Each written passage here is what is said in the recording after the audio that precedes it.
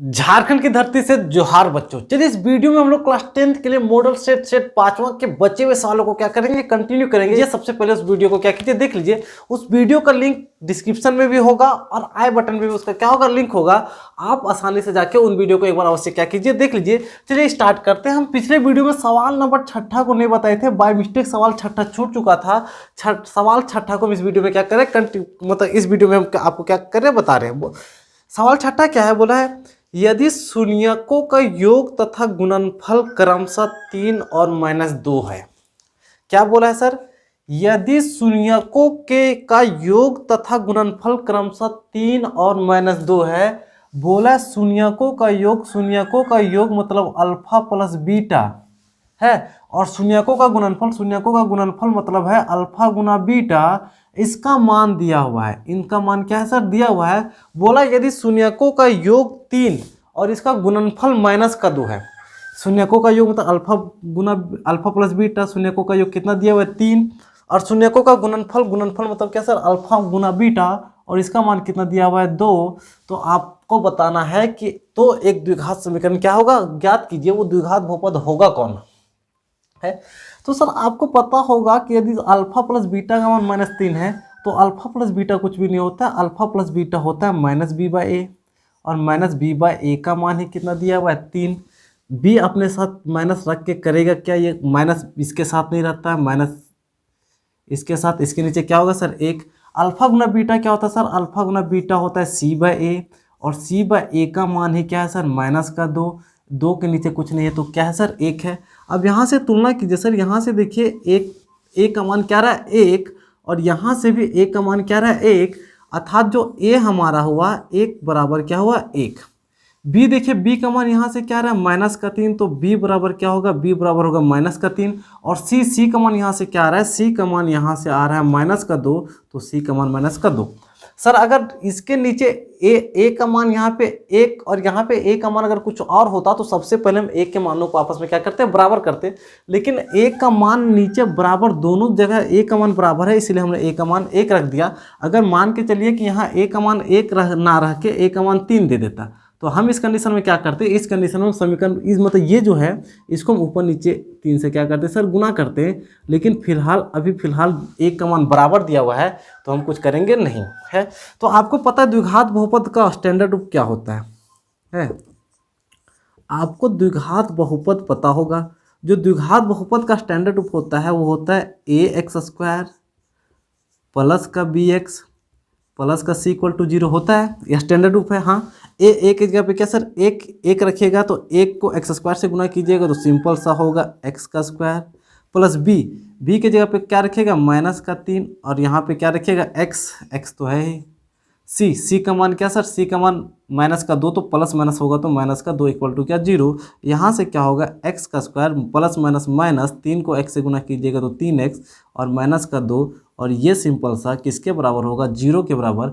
ये एक द्विघात बहुपद का कौन सा रूप है, स्टैंडर्ड रूप है। आप इस तरीके से आपको ये सवाल को क्या करना था, बनाना था। चलिए उम्मीद है कि आपको ये समझ आया होगा। आपको अल्फा प्लस बीटा -b/a होता है। ये चर अपने साथ माइनस नहीं रखता, माइनस कहाँ दे दिया जाता है, वहाँ पे दे दिया जाता है। इस तरीके से आप इस सवाल को क्या कीजिएगा, आसानी से बना लीजिएगा। चलिए सवाल 10वां तक हम बताए थे। इस वीडियो में सवाल 11 से फिर से क्या कर रहे हैं, कंटिन्यू कर रहे हैं। इस वीडियो में सवाल 11 से लेकर सवाल 20 तक ही क्या कीजिएगा, आप विस्तार से क्या कीजिएगा, जानिएगा। चलिए सवाल 11 देखिए। सवाल 11 क्या बोला है, बोला है यदि x + 3y = 5। सवाल 11 बोला है कि यदि x + 3y बराबर का 5 और 2x - y बराबर का 3 हो तो x का मान ज्ञात कीजिए। आपके पास 2 समीकरण दिया हुआ है, एक है x + 3y = 5 और दूसरा है 2x - y = 3। तो यहाँ बोला है कि आपको x का क्या करना, मान ज्ञात करना है। तो आप x का मान कैसे निकालिएगा, 2 समीकरण को हल करने के लिए आपके पास बहुत विधि है, चाहे विस्थापन विधि, प्रतिस्थापन विधि या वज्र गुणन विधि है, विलोपन विधि। आप किसी भी विधि का उपयोग कीजिए। अगर यहाँ पे x का मान निकालना है, इसका मतलब है y को हमको क्या करना पड़ेगा, गायब करना पड़ेगा। y कैसे गायब होगा सर, y का गुणांक यहाँ 3 है, y का गुणांक यहाँ 1 है। मतलब ये जो समीकरण दूसरा होगा इसको हम 3 से क्या कर देंगे, गुना कर देंगे। पहला को हमने किसी से नहीं गुना किया, मतलब 1 से गुना किया, 1 से गुना किया मतलब यहाँ से x प्लस का 3y बराबर का 5। इसको 3 से गुना कीजिएगा तो 3 दूना 6x, 3 को y से गुना कीजिएगा तो माइनस का 3y, और 3 को 3 से गुना कीजिएगा तो 3 तिया 9। सर देखिए दोनों समीकरण में y देखिए एक प्लस और एक माइनस में, चिन्ह दोनों का जब अलग अलग रहता है तो क्या किया जाता है, जोड़ा जाता है। तो इस समीकरण को क्या कर देंगे, जोड़ देंगे। तो ये प्लस प्लस जोड़ में तो चिन्ह बदलता नहीं है, ये प्लस माइनस कटेगा। 1x और 6x कितना है, 7x, और 9 और 5 कितना 14। यहाँ से 7 एक 7, 7 दूना 14, 14। इसका मतलब x का मान कितना होगा, सिंपल सा 2। इस समीकरण में जो x का मान होगा, x का मान कौन क्या होगा 2 है। अगर y का मान पूछता कि इस समीकरण में y का मान कीजिए तो आप x को क्या कीजिएगा, बराबर करके x को काटने का क्या कीजिएगा, कोशिश कीजिएगा। आसानी से क्या हो जाएगा, हो जाएगा है। जिसको काटना होता है मतलब जिसका मान निकालने बोलेगा उसके विपरीत वाले को आप बराबर करके क्या कीजिएगा, काट दीजिएगा। सवाल नंबर 12 देखिए, सवाल 12 बोला है यदि x बराबर 2 और y बराबर 3 है। स्पष्ट रूप से बोल दिया है कि यदि x का मान क्या हो 2 है और y का मान क्या है 3 है, x का मान 2 और y का मान 3 है, तो फिर उसका एक समीकरण दिया हुआ है। वो समीकरण क्या है, वो समीकरण 2x प्लस y बराबर k, 2x प्लस y बराबर k का एक हल है। तो k का मान ज्ञात कीजिए। जब x का मान 2 रखिएगा और y का मान 3 रखिएगा तो ये जो x और y का मान रख के आपको k का मान निकालना है। जब ये मान इसका क्या है, हल है, इसमें किसी भी तरह का कोई 3 नहीं मारना है। सर यहाँ 2 है तो 2, x का मान 2 रखने बोला है तो x की जगह पे 2 रख दीजिएगा, प्लस है तो प्लस, y का मान 3 है तो y का मान 3, k का मान आपको निकालना है, k का मान आसानी से निकल जाएगा। 2 और 2 को गुना कीजिएगा तो 2 दूना 4, प्लस 3 तो प्लस 3, और 4 और 3 को जोड़िएगा 7। ये किसका मान होगा, ये k का मान होगा, इसलिए k का मान क्या होगा, k का मान 7 होगा। है, आपको इस सवाल में कुछ भी करना नहीं था, आपको x और y का मान दिया हुआ था, आपको x और y का मान बैठा के k का मान को क्या कर देना था, निकाल देना था। चलिए उसके बाद है सवाल नंबर 13 देखिए। सवाल 13 बोला यदि समीकरण युग्म, फिर से एक समीकरण युग्म दिया है, बोला है x प्लस वाई बराबर 16 और x माइनस वाई बराबर 2 का हल होगा। सर ऐसे सवाल में ना जब 2 समीकरण दिया रहेगा और समीकरण में x और y का मान पूछेगा तो आप सीधा ऑप्शन ही बैठा दीजिएगा। है, उस ऑप्शन को ट्राई कीजिएगा जिनमें x और y को जोड़ने से 16 आता है, जिसमें x और y को घटाने से 2 आता है। आप ऑप्शन देख के मतलब कि आप जब नहीं बनाने जानिएगा तो ऑप्शन बैठा के भी आप आसानी से आंसर तक क्या कीजिएगा, पहुंच जाइएगा। लेकिन इस सिंपल समीकरण को हल करना आपको आता होगा बिल्कुल। यहाँ x देखिए प्लस है, x यहाँ माइनस में, अगर दोनों समीकरण को जोड़ देंगे तो प्लस माइनस कट जाएगा। एक x को जोड़िएगा तो कितना x, 2x, और 16 में 2 जोड़िएगा तो 18। इसको काटिएगा, 2 एक 2, 2 9 18, इसीलिए जो x का मान होगा, x का मान क्या होगा 9 है। जब x का मान 9 है तो 9 में यहाँ पे बैठा दीजिए समीकरण, या तो पहला में या फिर दूसरा में बैठा दीजिए। तो यहाँ 9 रखिएगा, उधर जाएगा तो जब y का मान निकल जाएगा, और y का मान क्या निकल जाएगा 7।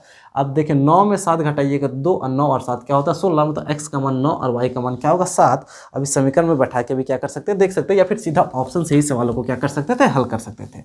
ये समीकरण आसान था, इस समीकरण में किसी भी तरह का कोई दम नहीं था। सवाल 14 बोला है, बोले द्विघात समीकरण का घात निम्नलिखित में से कौन है।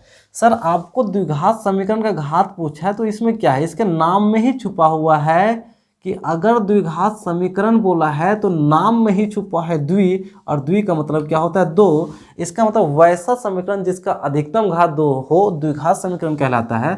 और द्विघात समीकरण का जो स्टैंडर्ड रूप होता है वो ax² प्लस का bx प्लस का c इक्वल टू किसके बराबर होता है 0।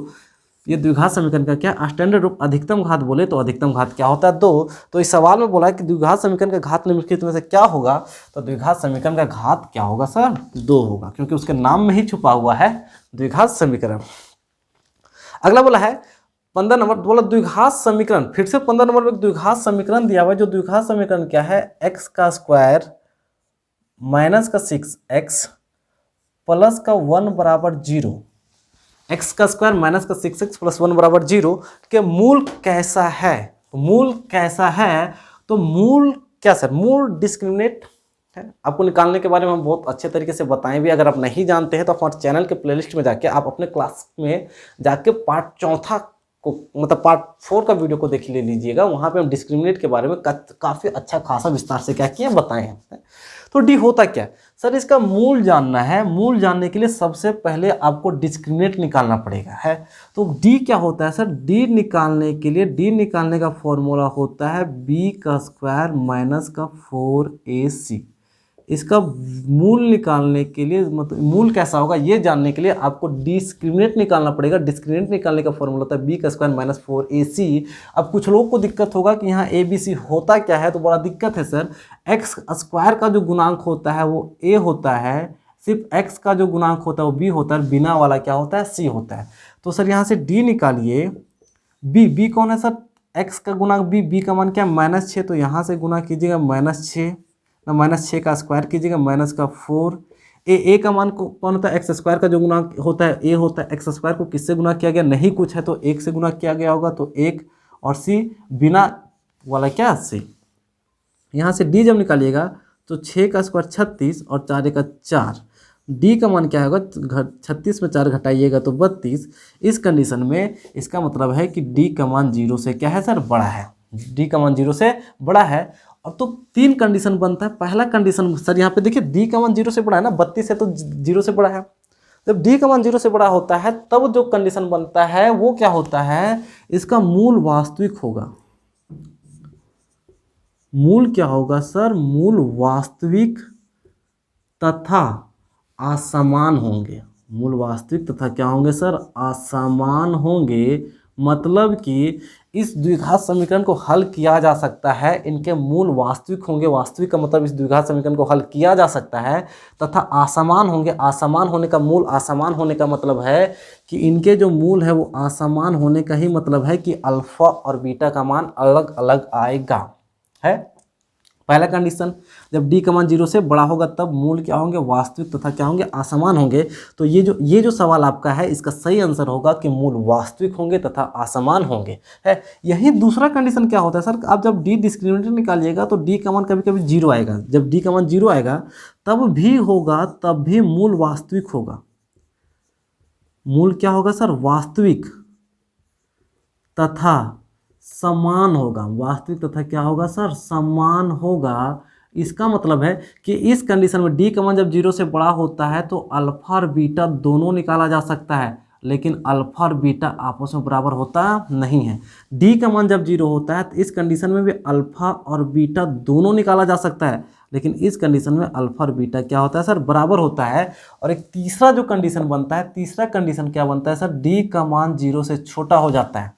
डी निकालिएगा, यहाँ पे जब डी निकालिएगा बी का स्क्वायर माइनस 4ac का फॉर्मूले से डी निकालिएगा तो इसका मान कभी माइनस में आ जाता है, कभी कभी क्या आता है सर, माइनस में आता है। और जब डी का मान 0 से छोटा हो जाता है तो मूल वास्तविक नहीं सर, मूल काल्पनिक होता है। इस कंडीशन में मूल क्या होगा, मूल आपका काल्पनिक होगा। मूल क्या होगा, काल्पनिक होगा। मतलब मूल निकालना, अल्फा और बीटा निकाल पाना, इस कंडीशन में अल्फा भी आप नहीं निकाल सकते हैं और बीटा भी आप क्या कर सकते हैं, नहीं निकाल सकते हैं। और जब अल्फा और बीटा निकाल ही नहीं सकते हैं तो इसके मूल के बारे में कुछ कहा जाना संभव नहीं है। समझ आया। जब डी का मान बड़ा होगा 0 से तो अल्फा और बीटा दोनों निकाला जा सकता है। दोनों निकाला जा सकता है मतलब मूल वास्तविक होगा। मूल क्या होगा, वास्तविक होगा। तथा मूल असमान होगा, मतलब जब डी का मान 0 से बड़ा होगा तो अल्फा और बीटा आपस में बराबर नहीं होगा। अल्फा और बीटा दोनों क्या होंगे, अलग अलग होंगे, पहली बात। दूसरी बात, डी का मान जब 0 होगा तो अल्फा और बीटा तो निकाला जा सकता है, मूल वास्तविक तो होगा लेकिन इसमें समान होगा, मतलब अल्फा और बीटा आपस में क्या होगा, बराबर होगा। और जब डी का मान छोटा हो जाएगा 0 से, डी का मान छोटा हो जाना 0 से का मतलब है कि डी का मान आपका माइनस में हो जाएगा। जब माइनस में होगा तो मूल काल्पनिक होगा, मूल काल्पनिक होगा तो अल्फा और बीटा निकाल पाना पॉसिबल नहीं है। इस सवाल का जो सही आंसर है, हमने डी निकाला। डी निकालने के बाद देखा कि डी का मान 32 आ रहा है, प्लस में आ रहा है, डी का मान 0 से बड़ा आ रहा है, मतलब अल्फा और बीटा निकाला जा सकता है और ये आपस में क्या होंगे, अलग अलग होंगे। और सही आंसर जो होगा वो आपके सामने है।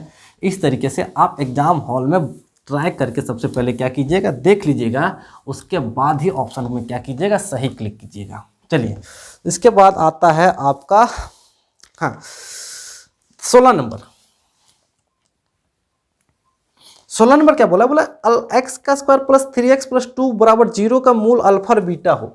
फिर से एक द्विघात समीकरण बना है, वो द्विघात समीकरण है x का स्क्वायर प्लस का 3x प्लस का 2 बराबर 0 का मूल अल्फा और बीटा हो तो अल्फा प्लस बीटा बोला है। अल्फा प्लस बीटा का क्या निकाला सर? मान निकाला है। आपको फॉर्मूला पता है, अल्फा प्लस बीटा होता है माइनस बी बाई ए, और यहाँ पे बी कौन होता है सर? एक्स का गुणांक बी होता है। बी का मान 3 है, लेकिन आगे फॉर्मूले में माइनस है तो फॉर्मूला देंगे, ए का मान 1 है तो नीचे 1 तो रहता ही है। प्रत्येक वास्तविक संख्या के नीचे 1 रहता है, तो इसका सही आंसर कौन होगा? माइनस का 3 है। आपको सिंपल सा जानना है, अल्फा प्लस बीटा होता है वो होता है माइनस बी बाई ए। सवाल नंबर 17 देखिए, कोई दम नहीं है सर। अधिकांश सवाल द्विघात समीकरण बहुपद का होते हैं। द्विघात बहुपद से बहुत सारा सवाल को क्या किया गया है? मॉडल सेट में सेट किया गया है। अगला बोला द्विघात समीकरण। एक द्विघात समीकरण फिर से है। वो द्विघात समीकरण क्या है? एक्स का स्क्वायर माइनस का 6x प्लस का 3 बराबर 0 का विवितिकर है। विवितिकर का मतलब है सर डी है, डिस्क्रिमिनेट है। तो डिस्क्रिमिनेट निकालने का तो आपको सिंपल सा फॉर्मूला पता है। डिस्क्रिमिनेट निकालने का क्या होता है? बी का स्क्वायर माइनस का 4ac। सर यहाँ से सर a निकलता है, यहाँ से b रहता है, यहाँ से क्या रहता है सर? c रहता है। एक्स स्क्वायर का गुणांक a, x का गुणांक b और इसका ये c। तो b किस b x b कौन होगा सर? b माइनस का 6, तो माइनस का 6 स्क्वायर है तो स्क्वायर कीजिएगा 4। a का मान कौन है सर? 1 और c का मान 3। माइनस 6 का स्क्वायर कीजिएगा तो सर प्लस का 36, 4 तिया 12 और घटाइएगा तो क्या होगा? 24। इसका मतलब जो डिस्क्रिमिनेट है, डिस्क्रिमिनेट का मान क्या आएगा? 24। आपको कैलकुलेशन भी उतना हार्ड, उतना मुश्किल वाला कैलकुलेशन भी करने नहीं दिया है। अब सिंपल सा कैलकुलेशन है कि सिंपल सा कैलकुलेशन आप तो क्या कर सकते हैं? कर ही सकते हैं। सवाल 18 देखिए,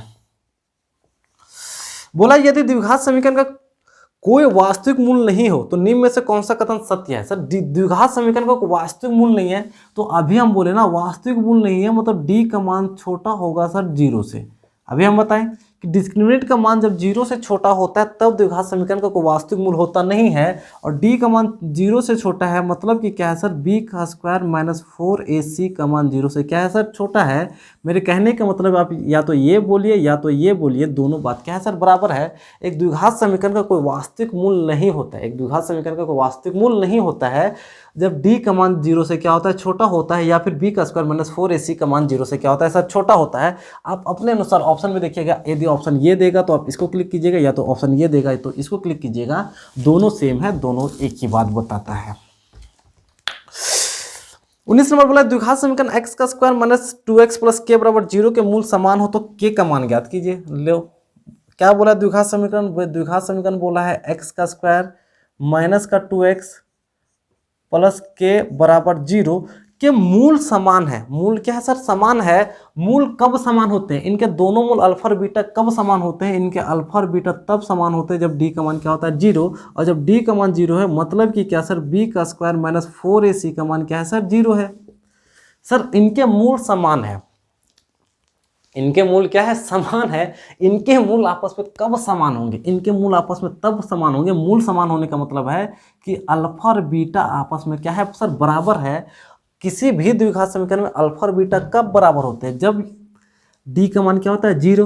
d का एक फॉर्मूला है सर, d का ही तो फॉर्मूला b का स्क्वायर माइनस 4ac। d बराबर 0 बोलो या तो b का स्क्वायर माइनस 4ac बराबर 0 बोलो, बात बराबर है। हाँ अब तो आपको तो a b c कौन है पता है। यहाँ से a आता है, यहाँ से b, यहाँ से c। x का गुणा b होता है। b x को किससे गुणा किया? माइनस 2 से, तो माइनस 2 का स्क्वायर माइनस 4a का मान 1, c की जगह पे कौन है सर? k, और आपको k का ही क्या निकालना है? मान निकालना है। माइनस 2 का स्क्वायर कीजिएगा तो सर प्लस 4, और 4 को 4 का 4, 4 को कैसे कीजिएगा तो 4 के बराबर का 0। देखिए सर ये 4 इधर प्लस में है, उधर जाएगा 0 के इधर तो सर क्या आएगा? माइनस में, और ये माइनस माइनस कटेगा, 4 4 कटेगा, और यहाँ से जो k का मान आएगा, k का मान क्या आएगा? 1। k का मान जब 1 आएगा तभी इस समीकरण के मूल आपस में बराबर होंगे। ठीक है, ठीक है, ये बात समझ आया? बिल्कुल।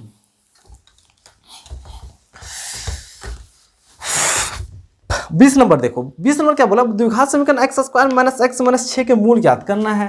एक द्विघात समीकरण है एक्स का स्क्वायर माइनस का एक्स माइनस का 6 का मूल ज्ञात करना। मूल ज्ञात करने का मतलब है कि सर इस समीकरण को हल करना। अभी द्विघात समीकरण को हल करना भी बहुत लोगों के लिए बहुत बड़ी बात होगी है। जो द्विघात समीकरण नहीं पढ़े हैं या फिर जो अच्छे से नहीं पढ़े हैं उसके लिए ये मूल ज्ञात करना भी क्या होता है? बहुत बड़ी बात होती है। अगर आप 9th क्लास में नहीं पढ़े तब तो आपके लिए इम्पॉसिबल जैसा ही हो जाएगा है। हल कैसे किया जाता है सर, एक्स का स्क्वायर क्या है सर, एक इसको और इसको आपस में क्या किया जाता है सर, गुना किया जाता है, इन दोनों को आपस में गुना किया जाता है। गुना करने के बाद इस तरीके से तोड़ा जाता है कि जोड़ने घटाने से बीच का गुणांक आना चाहिए। बीच में गुणांक क्या है सर, 1 है।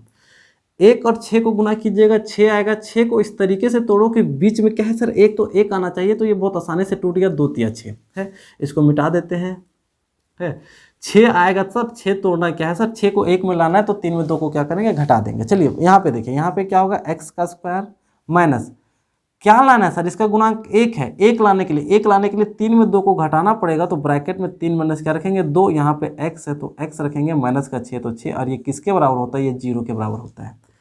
यहाँ से देखिए x का स्क्वायर, माइनस को 3 से गुना कीजिए तो -3, यहाँ से x आएगा तो -3x, माइनस माइनस क्या होगा सर, +2, और यहाँ से आएगा तो x माइनस का 6 बराबर का 0। उसके बाद प्रथम के 2 और लास्ट के 2 में क्या ले लिया जाता है, कॉमन। यहाँ से कॉमन x लीजिएगा, यहाँ से बचेगा x -3, यहाँ से कॉमन 2 लीजिएगा, यहाँ से भी बचेगा x -3। ये किसके बराबर होगा, 0 के बराबर। इन दोनों के बदले क्या लिखा जाता है, इन दोनों के बदले एक बार लिखा जाता है। यहाँ जो बचता है, यहाँ क्या बचा सर, x, और यहाँ प्लस का 2, इसको एक बार लिख के किसके बराबर कर दिया जाता है, 0 के बराबर कर दिया जाता है। ये भी एक बार 0 के बराबर होता है, ये भी एक बार किसके बराबर होता है, 0 के बराबर।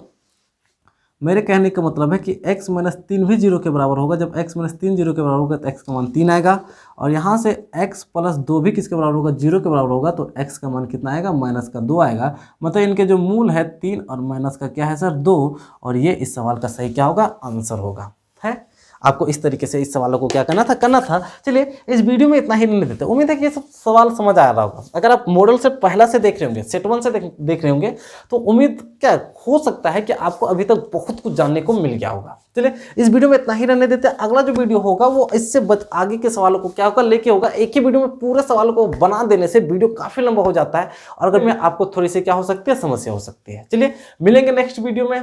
इस वीडियो में फिलहाल इतना ही। तब तक के लिए जय हिंद, गुड बाय, वंदे मातरम।